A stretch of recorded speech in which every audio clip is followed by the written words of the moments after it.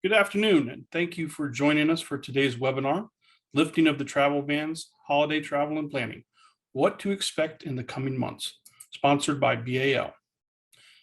Before we begin, I'd like to take a moment to review Worldwide ERC's disclaimer. I won't dwell on it here for too long, but if you would like a copy to read at your leisure, please just let me know in the question function provided at the button on the bottom of your panel. During today's presentation, all participants will be in listen-only mode, but that doesn't mean we don't want to hear from you. You may submit a question at any time with the question button at the bottom of your screen. Our presenters will reserve time at the end of the presentation to address them. Attendance for today's webinar is eligible for 1 hour toward recertification of your CRP or GMS credential.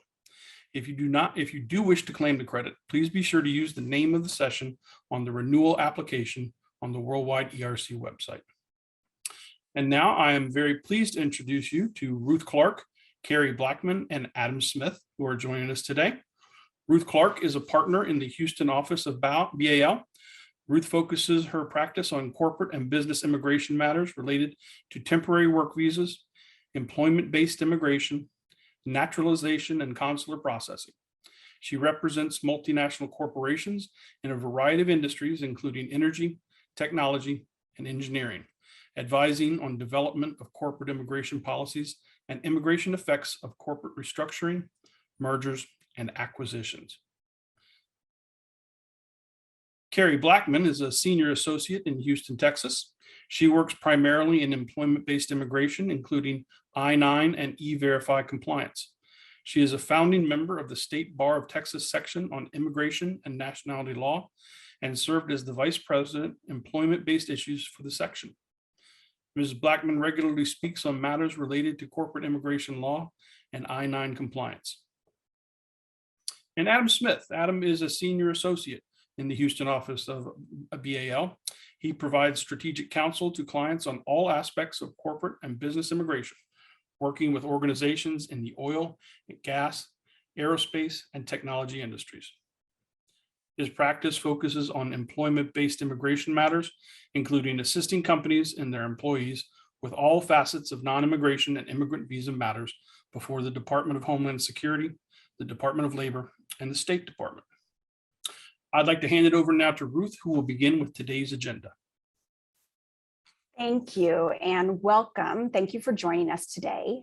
We are on the cusp of the holiday season, which seems crazy that we're already in November. And with the holiday season, it always brings increased demand for travel. We're also seeing increased demand for travel with vaccines being more broadly available and countries beginning to open up for travel. And this increased demand is not only for personal travel, but we're also seeing an uptick in business travel and international assignments that are going forward.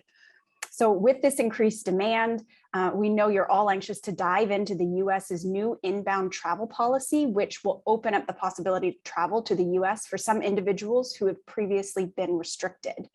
So as you're aware, starting next week on November 8th, the White House is lifting the physical presence bans that are currently in place to allow for fully vaccinated international travelers to enter the US. However, with the lifting of the regional bans, travel will not be the same as it was prior to COVID, and we will still see obstacles. Today, we're going to walk you through what issues you need to factor into travel plans, as well as provide key information for navigating these difficulties. So before we jump into the nuts and bolts of the new US travel policy, I'm going to turn it over to Adam to give us a brief refresher on where we are currently in terms of the restrictions to travel to the US. Thank you, Ruth, and thank you for everyone for joining us today. We have a lot of exciting updates, so let's jump right in. This new guidance from the administration is the first major haul of the US's pandemic era travel policies.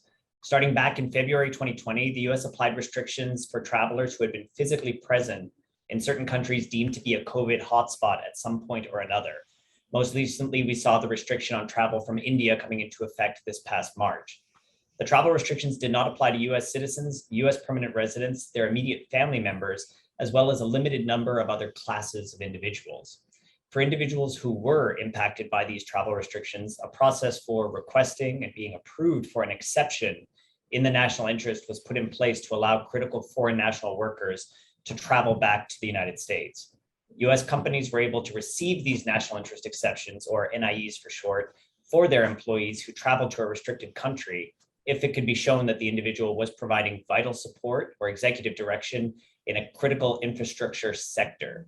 This includes information technology, financial services, and the energy sector, among others. I'm sure many of you listening in here today have had some experience with these NIEs or have worked with impacted individuals in negotiating these travel bans, sometimes by making a 14-day stopover in an unrestricted country such as Mexico in order to return back to the United States after international travel. In addition to these physical presence restrictions, in January 2021, the US introduced pre-flight COVID testing requirements for all international air travelers. On October 25th, which was last Monday, the administration announced new measures that will move away from these country-by-country travel restrictions and replace them with a more uniform air travel policy that relies primarily on vaccination status, though with limited exceptions. The measures will also tighten the pre-flight COVID testing requirements for some travelers. The important thing to note is these changes will impact virtually all air travelers coming to the United States, and brings us to our first of two benchmarking questions. Has your company already sent out a communication, however detailed or brief, advising employees that new travel requirements are coming into effect on November 8th? This just helps us see where everybody is in terms of even starting the discussion. Yes, no, or no, but we plan to after this exciting webinar. While we wait for those answers to come in, I'd like to pass it off to my colleague, Carrie, to discuss some of the details of the new travel requirements. Thanks so much, Adam. And it's really interesting to see these survey results roll in. We have about 169 attendees answering what they're planning to do as far as communication. And this is going to be a really critical aspect in managing your workforce. And Adam, I also want to thank you for providing that really helpful context about the travel restrictions and where they stand today. It's no secret that we continue to operate in a very fluid travel environment with new updates trickling out on an almost daily basis. So many of you, of course, are likely aware of this new major travel policy announced by the Biden administration effective November 8th. In many ways, this is the news we've all been waiting for. Hopefully, this is a sign that things will continue to go back to normal as the international community continues to adjust to new COVID protocol. So let's kick off what this travel policy entails. So effective November 8th, basically the country by country restrictions are going to be lifted and new requirements are going to be implemented on a globally applicable basis. So this means in practical terms that certain foreign nationals who are not currently subject to a travel restriction will now become subject in the future. In many ways, this travel policy applies to a broader group, even if it is going to make it a little bit easier moving forward to get business travel up and running again. Now, one thing to note about this policy is that it treats travelers very differently depending on their US immigration status, whether they seek entry into the US through air or through a border crossing from Canada and Mexico, and also their vaccination status. And there are a lot of details, a lot of twists and turns with this new policy. So to help you all digest this information, we're going to first talk about how this travel policy affects foreign nationals, meaning those who are seeking entry into the US with a temporary non-immigrant visa. And then we're going to shift gears later on and talk about how the travel policy applies to US citizens.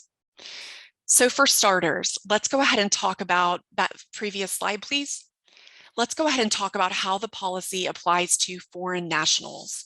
There are three main updates to keep in mind. First and foremost, the new travel policy does implement vaccination requirements for any foreign national entering the US by air. These individuals are required to show proof of full vaccination.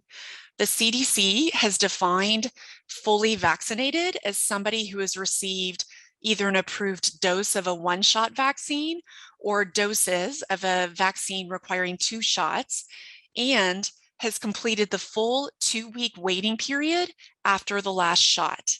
So in plain terms, that means that simply obtaining the vaccine in and of itself is not going to be sufficient. You have to wait the full 14-day period for that immunity to kick in before you board your flight. So for example, if the last dose was given at any time on October 1st, then October 15th would be the first day that the traveler could meet that 14-day requirement before boarding and being considered to be fully vaccinated. Additionally, the vaccine has to be on an approved vaccine list or must at least be approved for emergency use by the World Health Organization or the US Food and Drug Administration. So it's pretty clear that foreign nationals have to be fully vaccinated. They've got to present proof of the same. But the million-dollar question then becomes, what about unvaccinated foreign nationals? So unvaccinated foreign nationals will be able to enter into the US if they qualify for certain limited exceptions and follow additional travel protocol. And we'll talk about that a little bit later on. For now, the second main update that this travel policy implements for foreign nationals traveling into the US by air is related to COVID testing requirements. And this can get a little bit complicated, but in essence, the policy requires all air travelers, whether foreign nationals, US citizens, or lawful permanent residents who are ages 2 or older, to undergo a viral COVID-19 test and obtain a negative test result before boarding a flight.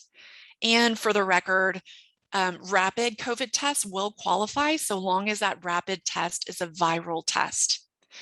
In lieu of a negative COVID test, the CDC is allowing air travelers to present documentation, maybe a doctor's note, to show that they have recovered from COVID-19 in the last 90 days. So as foreign nationals present proof of these timely obtained negative COVID results, they're also going to be required to attest that these results are true. And this is just a sign that the authorities want to reduce fraud in this process to the extent possible for the sake of public health. And then additionally, there are also timing requirements for when these COVID-19 tests have to be taken prior to departure. And the requirements vary depending on vaccination status. So for those who are fully vaccinated, the same rules apply today as those that will apply once this new travel policy becomes effective on November 8th. So these individuals must provide proof of a negative COVID test taken 3 days prior to departure. But for all of the unvaccinated travelers, the new rules state that they must present proof of a negative COVID test taken within 1 day prior to departure. Now, as you can imagine, there are a lot of twists and turns that can arise with these new COVID testing requirements. And a common question we hear relates to, let's say, a family traveling. Maybe there's a child that is exempt from the vaccination requirement because they're under the age of 18, but then they're subject to this COVID testing requirement because they're over the age of 2. So there's a lot of guidance out there that addresses these situations. But in summary, in that situation, as long as the child is traveling with fully vaccinated parents or guardians, then that child is treated much the same way as those parents. They have to take the test within 3 days prior to departure. So stay tuned for more updates as these travel requirements unravel. We are expecting more information to be released.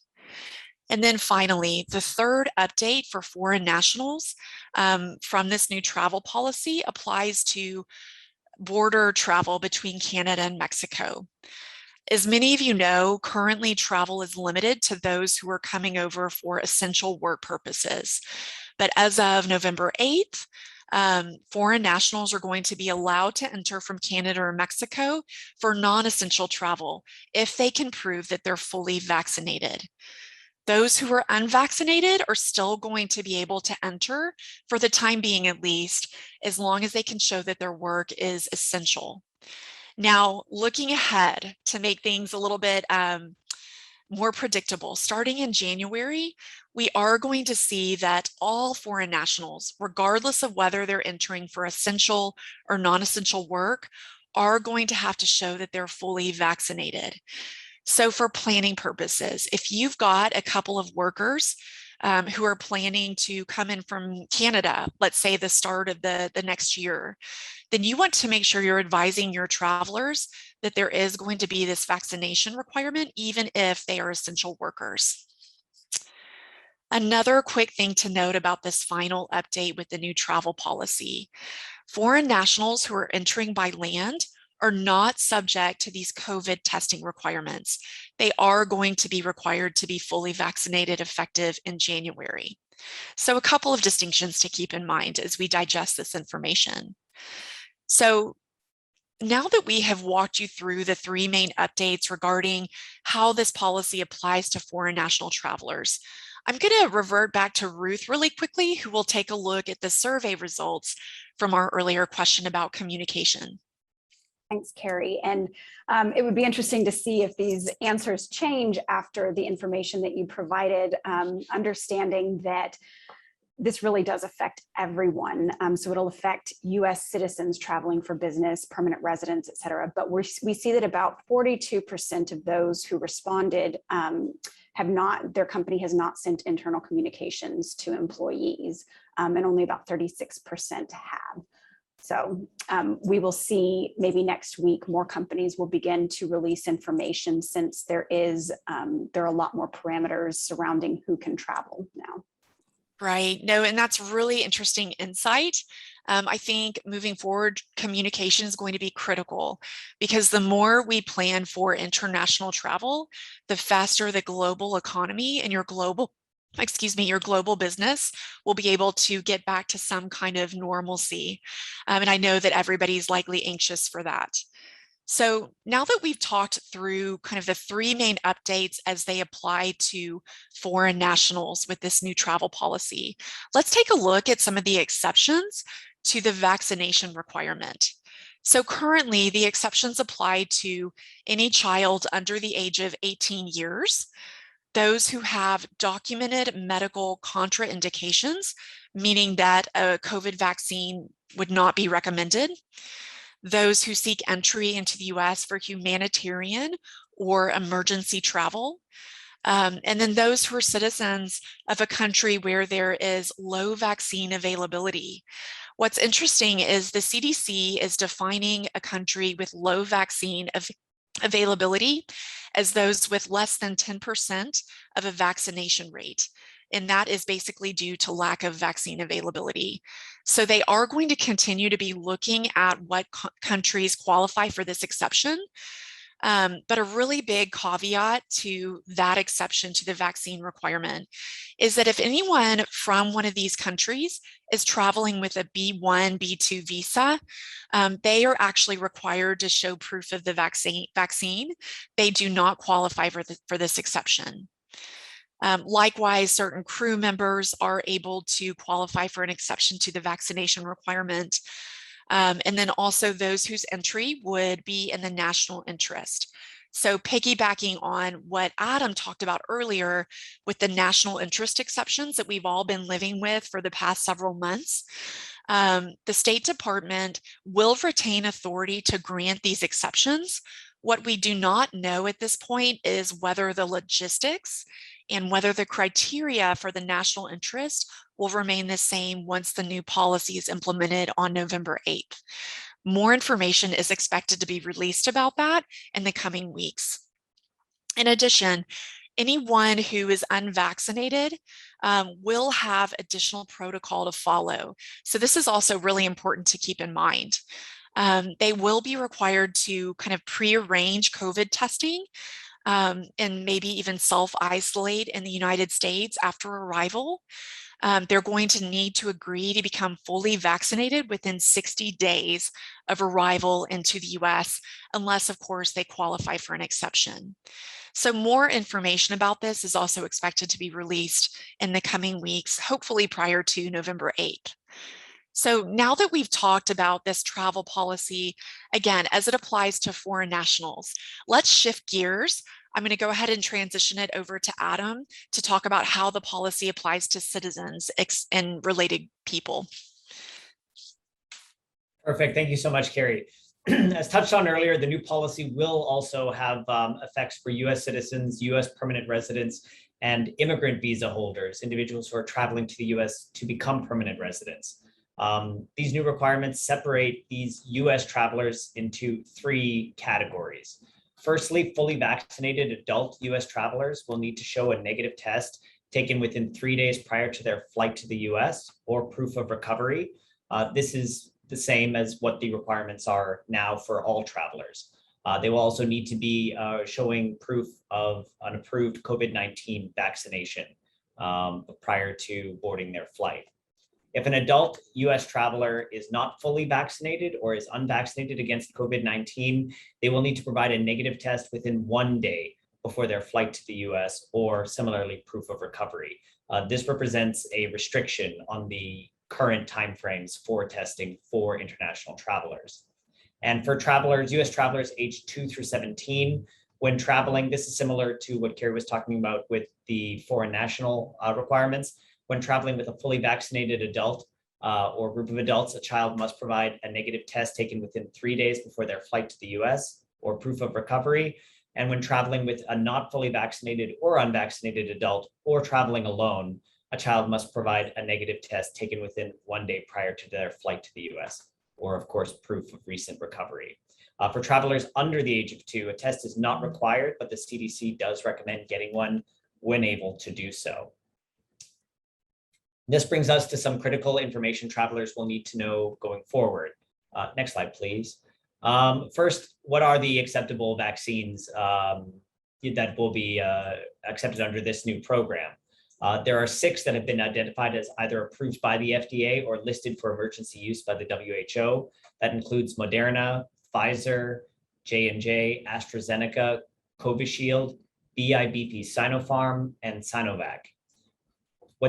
This list may be modified in the future, but at the rollout of this program on the 8th, they will only be looking for these 6 vaccines. What is required to show proof of vaccination? There are 3 categories of acceptable proof. First is verifiable records, which are either digital or paper. And these are vaccination certificates with a QR code or a digital pass that you might have on a smartphone application that also has a QR code. Those codes allow the vaccination record to be verified by the airline independently. And big examples of these are the UK's NHS's COVID pass and the European Union digital COVID certificate. Also, non-verifiable paper records, such as printouts of COVID-19 vaccination records or a COVID-19 vaccination certificate issued by an appropriate national or subnational authority or authorized vaccine provider. Those of us in the US are very familiar with the CDC vaccination card. That is an example of a non-verifiable paper record. A non-verifiable digital record are digital photos of vaccination cards or a downloaded vaccination record from an official source, such as a public health agency or government agency, or mobile phone application without a QR code. So a practical tip for anybody who is vaccinated to make sure they do have backups of these records. The digital photos of your card will be acceptable, and it also helps in the event, of course, of future loss. These forms of vaccination proof must have personal identifiers, which at a minimum are defined as the traveler's full name and date of birth, that match the personal identifiers on the traveler's passport or other travel documents. The name of the official source issuing the record, such as the public health agency or government agency, as well as the vaccine manufacturer and date of vaccination.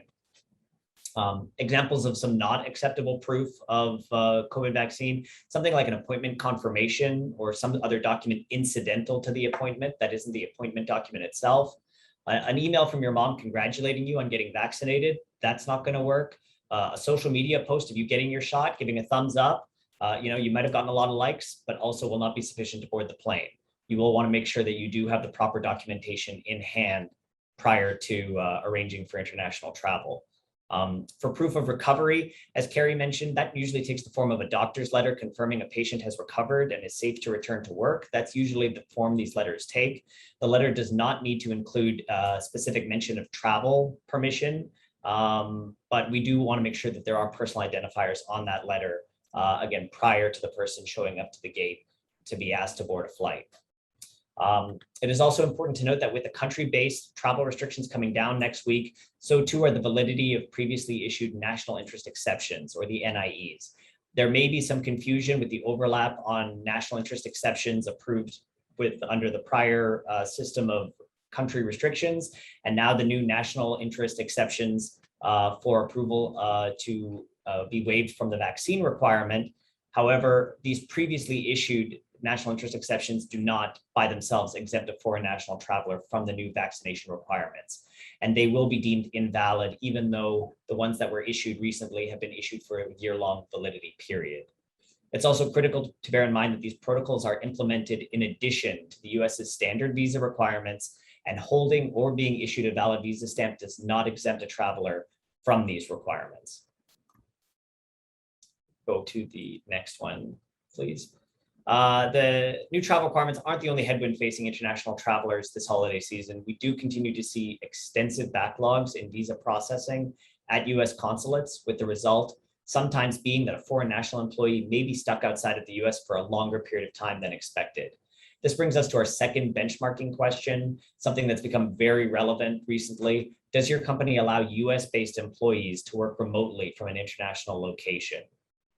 Yes, but with restrictions. Yes, largely without restrictions. Or no, we do not. While we wait for these results, I'll turn it over to Ruth, who will walk us through what's going on with visa processing at US consulates. Thank you, Adam. And yes, as Adam mentioned, even though travel restrictions are easing for some, there are still both immigration and non-immigration related obstacles that could result in the inability to travel or lengthy delays in returning to the US. For that reason, businesses really need to factor in these potential delays, both for business travel as well as for disruptions to their workforce for people who are traveling for personal reasons. We'll address more in depth in the next slide, but backlogs at consulates have been a major disruption to travel ever since COVID first began last year in 2020. And unfortunately, we do expect that it will continue well into 2022. This needs to be factored in for anyone who's departing the US who does not already have a visa that is valid, or may be returning or could potentially return to the US after the visa has expired, or anyone who is outside the US and needs a visa to come in for either business or work purposes. The reason it needs to be factored in is because it's likely going to take a lot longer for an individual to get those visa appointments and get the visa than it has previously. So as Carrie mentioned, the Department of State will have the authority to grant exceptions based on national interest for any travelers who are not able to comply with the vaccine requirement. We don't yet know what that process is going to look like, but it's likely that it could mirror the process that's been in place for the physical presence bans, those national interest exception waivers. The exception requests have varied based on the post, and some posts, especially the busier ones, have had very lengthy adjudication periods. So any travelers that can't comply with the vaccination requirement, they do need to factor in that time to get an exception for considering when they can come back to the US. Some other continuing obstacles to travel we're seeing is that passport issuance is delayed for many countries. So it's important for businesses to remind employees about the importance of renewing passports as early as allowed. Unfortunately, gone are the days of being able to plan for quick renewals when business trips come up. So as we see that business travel is starting to resume, it's really important for employees to be mindful of when their documents expire and work to renew at the earliest available time. Then last but not least, travelers now have more non-immigration related considerations to factor in when planning travel. So we have these required time periods being in place for COVID tests to be taken, and that's not just foreign nationals, it's US citizens, permanent residents, US nationals. And so we're seeing now that weather, mechanical, and operational delays for air travel are more than just an irritant. They now can result in a test not being valid for travel, and a traveler needing to quickly make arrangements for another test. That travel can also mean that a visa ends up being expired before an individual can come back into the US. So again, that's why I mentioned looking at those visa expiration dates and considering, is there a potential that travel could last beyond that visa expiration so that a visa renewal would actually be required? Therefore, travelers and businesses really do need to have contingency plans in place for that, as well as in case of a positive COVID test result that could prevent return to the US in the time intended. It's also important to review and understand any entry, exit, or quarantine requirements for whatever country the traveler is visiting to ensure that they're prepared for any restrictions or requirements that they would have to keep or take into consideration for visiting those countries. As you can see, there are so many obstacles that can arise and prevent an employee from timely returning to the US, and it may result in employees asking to work abroad because they end up being stuck outside the country. So I would like to go ahead and share the poll results to see what companies are allowing working remotely from abroad, seeing that travel is so difficult these days. So we see that more than half of the respondents do allow for that work from abroad.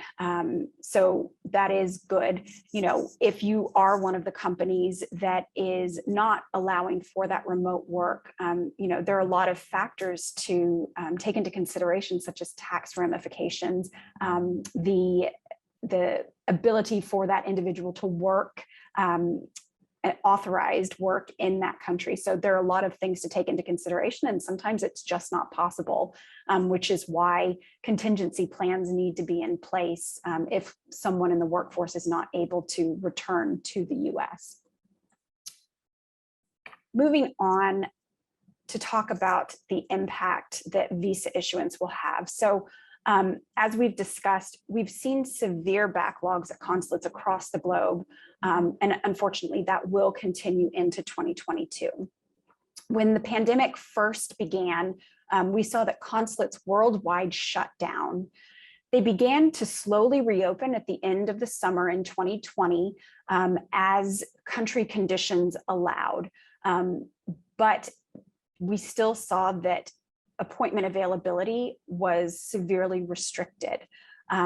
And that depended a lot on, you know, whether the country conditions allowed for the consulates to be able to reopen, as well as whether the consulate was in a country that was subject to those physical presence bans.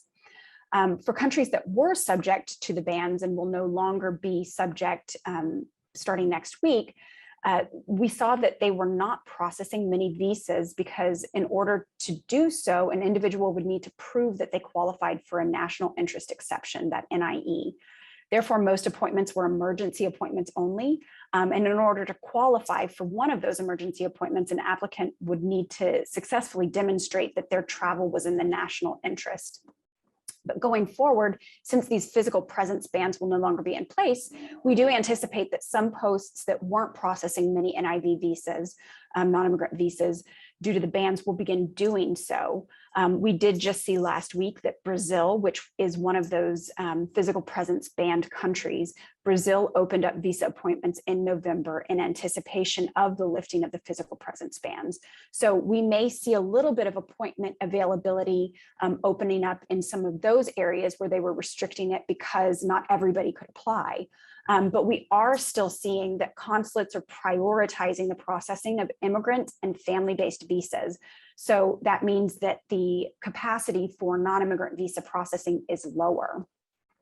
Due to this, we're seeing cancellations of appointments, and we do anticipate that that could continue into 2022, you know, either because they need to make room for emergency appointments or if COVID restrictions in that country require that they have fewer individuals who are coming through the consulate. Also, previously, we know that a lot of visa applicants, individuals who needed visas who were living in the US and just needed to renew, relied on being able to apply in Canada or Mexico. Unfortunately, we are seeing that most posts that did allow for that are no longer accepting visa applicants who are neither citizens nor residents of the country in which they seek to apply.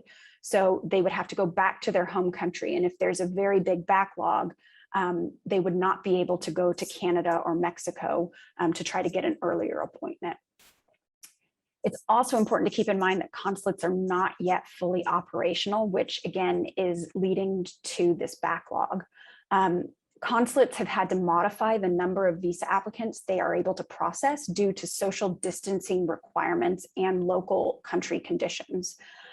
So because of physical distancing, consulates are no longer able to have a waiting room that's full of applicants and they just see them one after the other. Instead, they have to plan fewer appointments in a day so that they are able to physically distance those applicants who are waiting to be seen. And depending on the consulate, some consulates do not have the space, a big enough waiting room to be able to see many applicants throughout a day. And so that's contributed to the lack of visa appointments. And because we're not yet over COVID, we do anticipate that we're going to continue to see that into 2022. So the backlog has already been created, and unfortunately, we're still not in a position where we're able to get through that backlog. We're also going to continue to see demand increasing because those who were physically in one of the countries that was banned for physical presence, they will now be qualified to apply since the physical presence ban won't be in place anymore. But again, that capacity for processing the applications has not necessarily increased. So this just gives you a visual of some of that pent up demand that we're seeing so that you can see the true extent of the backlog. So you can see that from 2016 to 2020, non-immigrant visa issuance in 2020 is less than half of what it was in the previous years.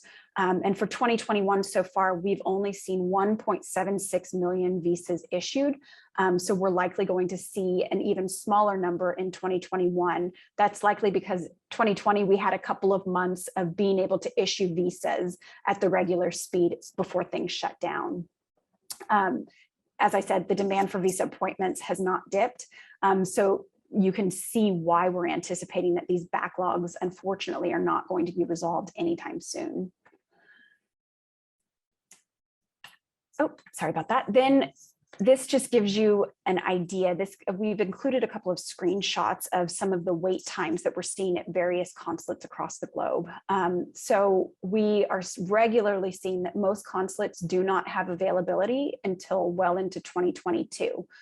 So again, this needs to be factored into travel decisions to see whether an appointment can be made. We're also seeing that because appointment availability is not there until 2022, people are already planning for travel next summer and booking those appointments. And so we could soon see that appointments aren't available until 2023. So I know this sounds dire. I'm going to turn it over to Adam. Hopefully he's got some options that he can walk us through that may be available for navigating these backlogs when travel really is urgent. Thank you so much. Yes, I'll do the slightly more optimistic take as far as options in navigating these consular backlogs. As you can see here, we've identified a few standard options, or usually where we're running through situations to determine what would be optimal for somebody looking to renew their visa or who needs to renew their visa for urgent travel. Third country national processing, similar to what Ruth was talking about, refers to a situation where a person is applying for a US visa outside of their home country, which is the typically recommended route. This is an example would be like a South African national applying for a US visa in Mexico. This used to be a very routine visa processing option. However, at the height of the pandemic, we saw non-residents have their appointments canceled at consulates worldwide and new appointment availability for these individuals disappear. As Ruth was saying, Mexico and Canada have historically been two of the most popular destinations for visa processing, given their closeness to the United States. But as of now, US consulates in both of these countries have not yet returned to pre-pandemic visa appointment availability for third country national processing. We are, however, expecting US consulates in Mexico to allow for more third country national processing in the coming months. But to date, they explicitly are restricting processing for visas to Mexican nationals and residents, which is a policy we put in place to avoid a large influx of applicants who weren't able to make the trip back home to renew their visa during the pandemic. Processing at US consulates in Canada has also been difficult, given Canada's very restrictive COVID-related quarantine requirements and entry restrictions. We routinely see consulates in Canada not grant appointments for non-Canadian nationals and those who are not resident in Canada. But that doesn't mean we're lost, there's no hope. As far as posts everywhere else are concerned, we're not anticipating any consulate to go out of their way to post on their websites or state from the rooftop that they're going to be open for third country national processing, but we are starting to see some consulates opening up more to these individuals. Recently, we're seeing availability show up in Germany, particularly in Frankfurt, Belgium, and the United Kingdom. These consulates are still reluctant to expedite appointments for non-residents, but if a favorable appointment time is found and you will otherwise be in the country properly, such as satisfying any COVID-related entry and quarantine requirements, this may be a good option. And we're hopeful to see more of this availability open up in posts worldwide. Also, automatic revalidation is a provision that allows a foreign national with an expired visa to travel for a brief trip to either Canada or Mexico. Special provisions and limitations do apply, so it is highly advised to speak to a US immigration professional prior to leveraging this option to determine if it's the right fit for that particular traveler. But it can help for somebody who may have an expired visa if they need to do a business trip at one of the adjacent countries to the US. Additionally, every consulate does hold some visa processing capacity in reserve for emergency or expedited appointments. Emergency appointments come with the difficulty of not knowing precisely when the consulate will grant the appointment. So it is very difficult to use for planning purposes. An appointment could be granted for tomorrow or weeks later. For example, this week we've seen London grant expedite appointments for mid-December, which gives somebody a decent amount of head time to make arrangements. And just yesterday, we even received expedite approvals for a consulate in Belgium for 2 days from now. So this option really is better suited to individuals who are currently in the particular country waiting to process their visa. And it's not as advisable for holiday travel planning, as these consulates are highly inconsistent in granting expedite requests. And when they do so, it may not be for the desired date.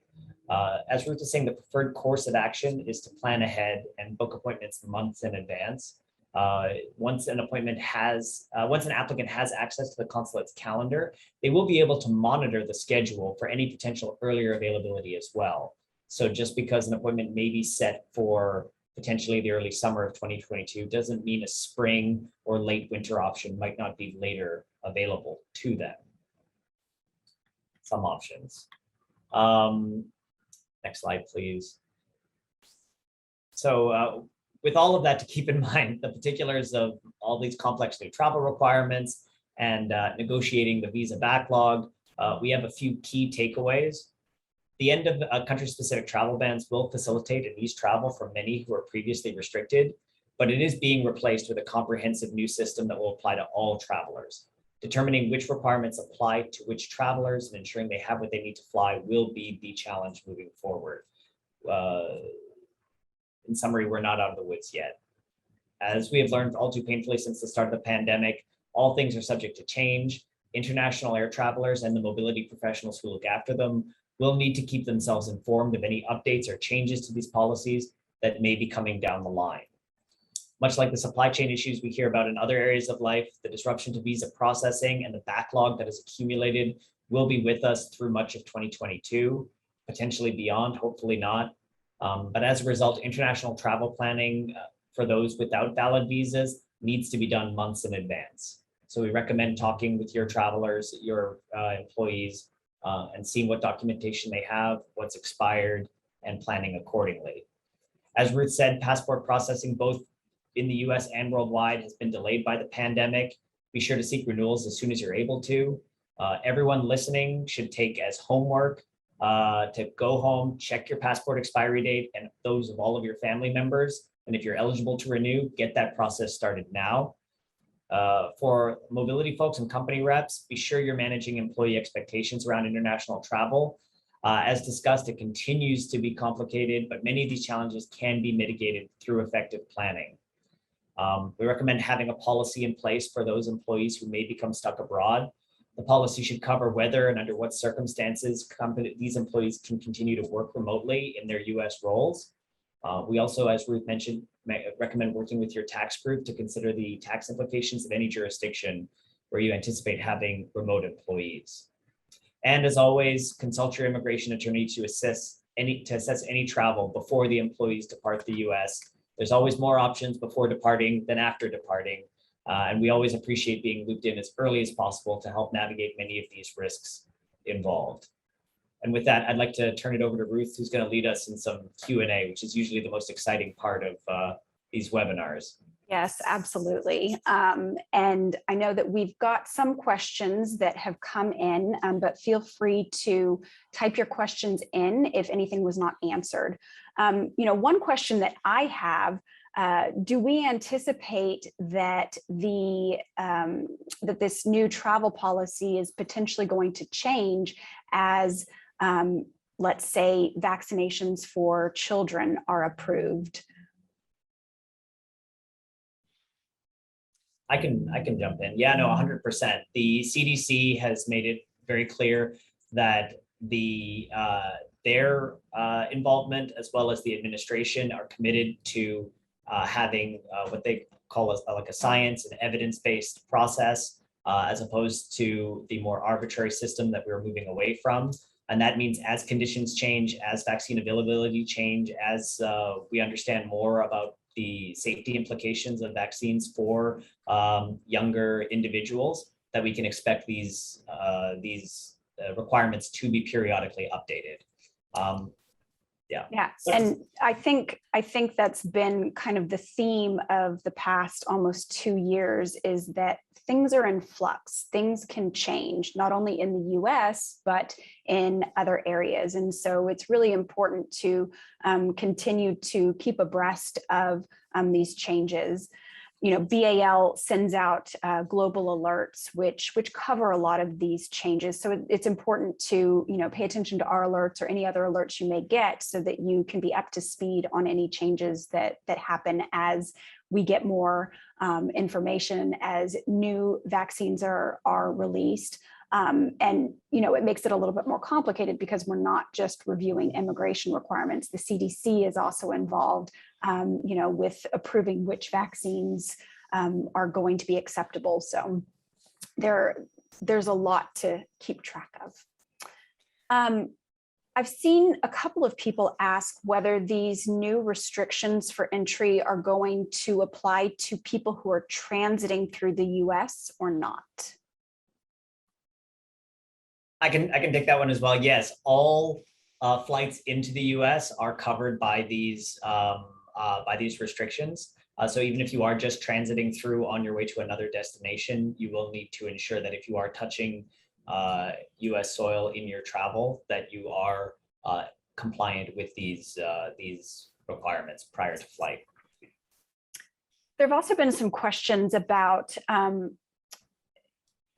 individuals who have previously been denied either ESTA or a visa because they were in a physically present in an area where we had bans, and whether those can be revoked. So for those who applied for ESTA and were denied, or we just had someone today who had been approved for ESTA, but because the US is tracking your flights, they ESTA was actually revoked because they had had a flight to a physically present, one of the countries that's banned for the physical presence. In those situations, because after November 8th, there will be a change in circumstances, they can apply for ESTA again.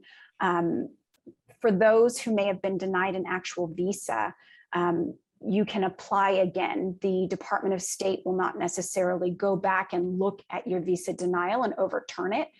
They don't have the capacity to do that. So reapplication would be required.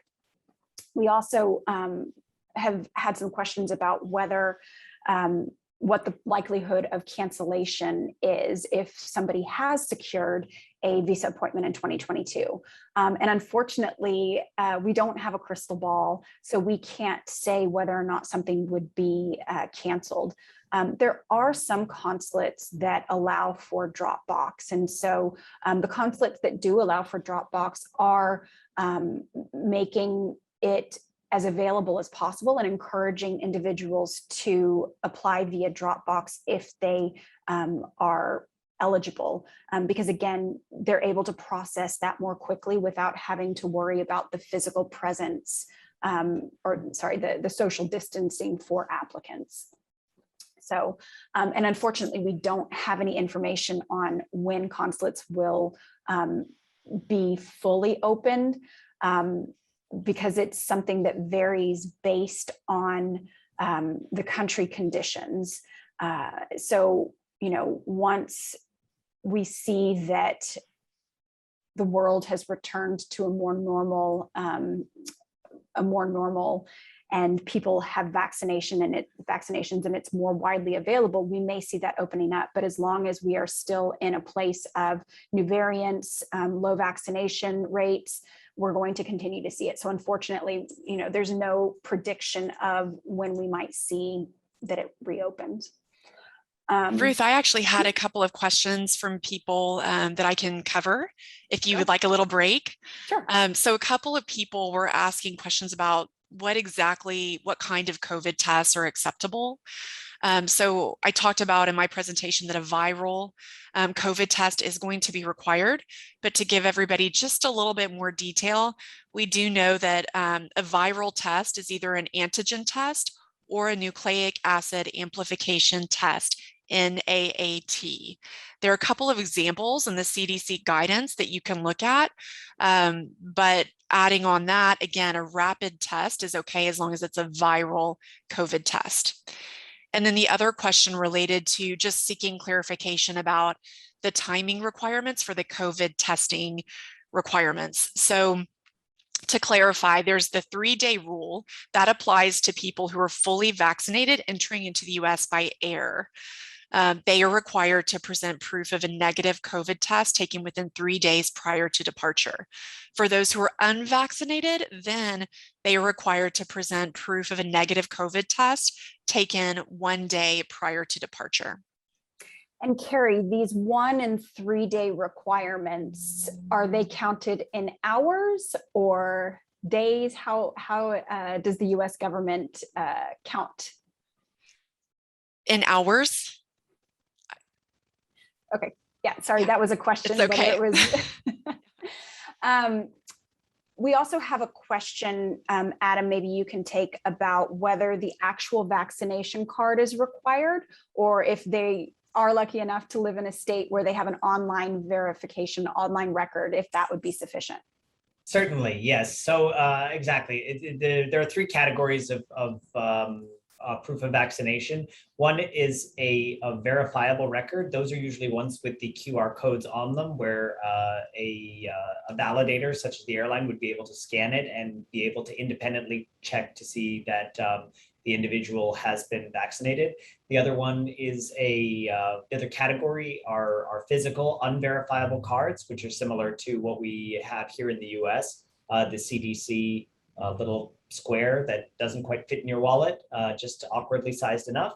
And then, of course, they will be accepting digital reproductions of those. So if you happen to take a photo of it with your smartphone and are showing your record to the gate agent, you should be permitted entry based on that, provided all of your personal identifiers are listed clearly within the photograph or on the card or on the document you're showing. Thank you. I see we also have a question about whether we have any updates on the possibility of the Department of State being able to issue visas for individuals within the US in the US.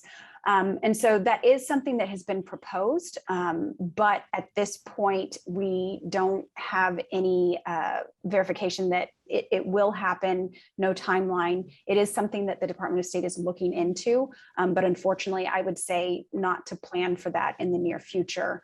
For that to be a possibility. So unfortunately, we will still be dealing with the backlogs of the visas. So do we know, I see a question about whether proof of vaccination is done at the airport when you are checking in or at the time of booking. Do we have any? So from my experience, it has been when you are checking into your flight. That you have to provide the proof of the vaccination and proof of the COVID tests. So that's usually done at airport check-in and not at time of booking.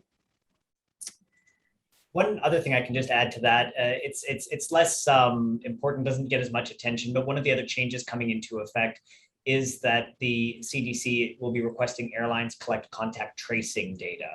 So this is something you'll see coming up as you book new flights or checking into flights, is they will start asking for information about where you can be contacted in the event that it's deemed to be necessary to reach you after a potential exposure.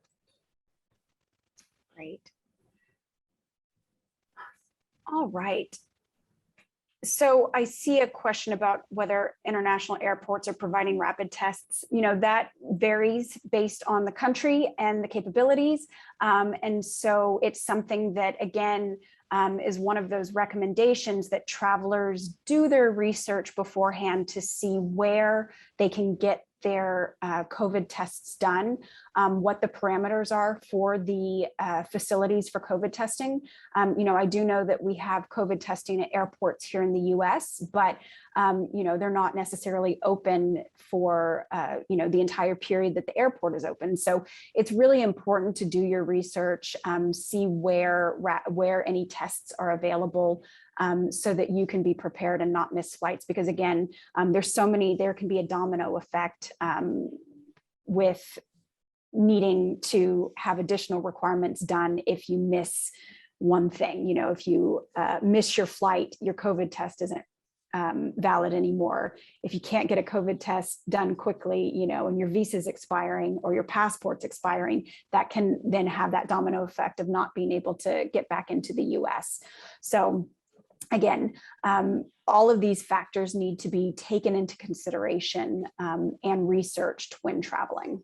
One option, Ruth, on that is the recommendation for individuals who are going to a place where you think testing might not be available is to buy a kit ahead of time for a proctored test. So where you take the kit with you, you administer your own test, and then again, you're verifying the results with an agent of the testing company to ensure that they're valid and would be acceptable for your flight. I also want to quickly answer a question that came up earlier about booster shots and whether that is considered in determining whether someone is fully vaccinated by the CDC's definition. So the CDC has come out to say that booster shots are kind of outside the scope of that assessment. They're really only going to look at what the vaccine dosages, the main dosages are.